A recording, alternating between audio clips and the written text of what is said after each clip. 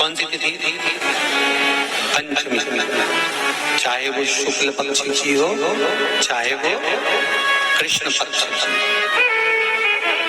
शिव महापुराण की कथा कहती है, आपको सुख अनुभव हो जाएगा। कार्य से जिंदगी में कभी संपदा कम नहीं हो सकती, संपदा बढ़ती चली जाती है। संपदा घट नहीं सकती, बढ़ेगी और घटेगी। कृष्ण नहीं आ सकता, रोग बीमारी नहीं आ सकती। आपके लिए तो लाभदायक है, समझ लो ये कथा।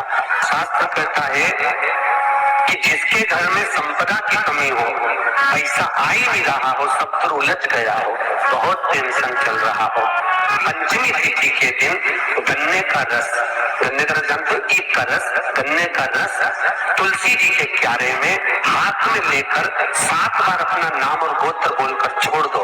जिंदगी में 3 साल में तो करोड़पति बनकर बैठ जाओगे। अभी लक्ष्मी की कमी नहीं आ सकती। तैयारी में बैठे रहोगे कि फिर पंचमी तिथि आए। हमारे यहाँ सांपों की पूजन कौन से दिन होती है, कौन सी तिथि में करते हैं? नाग पंचमी का मतलब क्या है? सांपों की पूजन करो।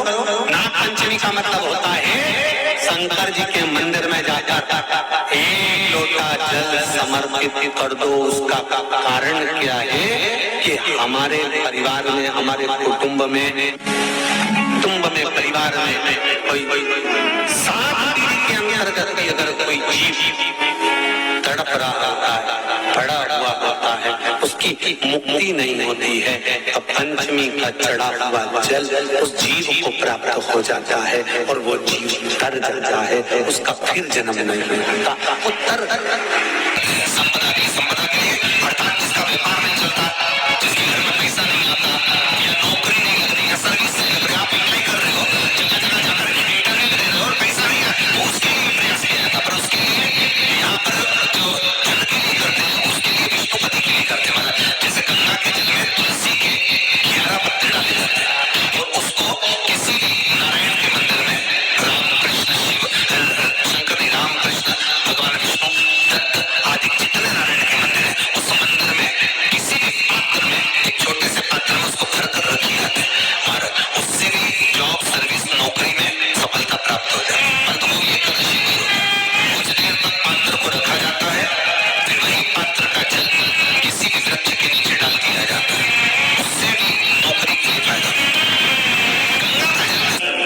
एकादशी और द्वादशी इन 3 तिथियों पर एक रोटी में थोड़ा सा मीठा रखकर सोम पितृ का नाम लेकर यदि गाय को खिला दिया जाता है, तो अगर कोई पूर्वज प्रेत योनि में पड़ा हुआ होता है, भटक रहा होता है, जिसको पिंड नहीं मिला, जो अचानक मर गया होता है, अधोगति में चले गया होता है, उस जीव की मुक्ति दशमी, एकादशी और द्वादशी 3 सोम पितृ का नाम लेकर रोटी में, पूरी में मीठा रखकर गाय को 3 दिन तक, तो वो पितृ कभी भटकते नहीं है, उनको मुक्ति प्राप्त हो जाती है। मोक्ष में दशमी की रात्रि के 12 बजे घी का दिया हथेली में रखकर दरवाजे के बाहर, उस दिए को हथेली में रखकर चंद्र का दर्शन रात्रि के 12 बजे दिए की लो में चंद्र का दर्शन करते हैं, उससे ज्योत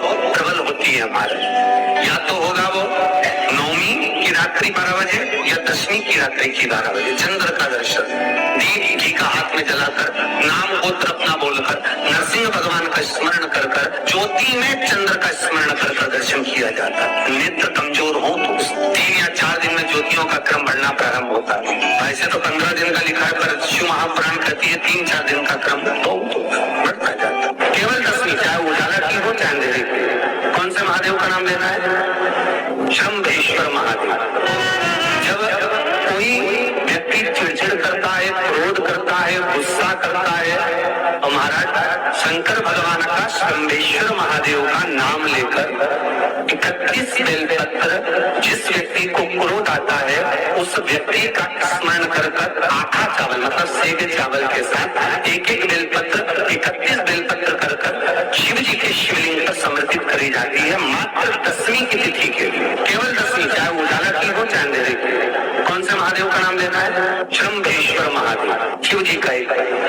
छोटे छोटे बच्चे रहते हैं, कुछ बच्चों को व्यक्ति के भोजन कराती है, खिलाती है, ठोकती मारती खिलाती है।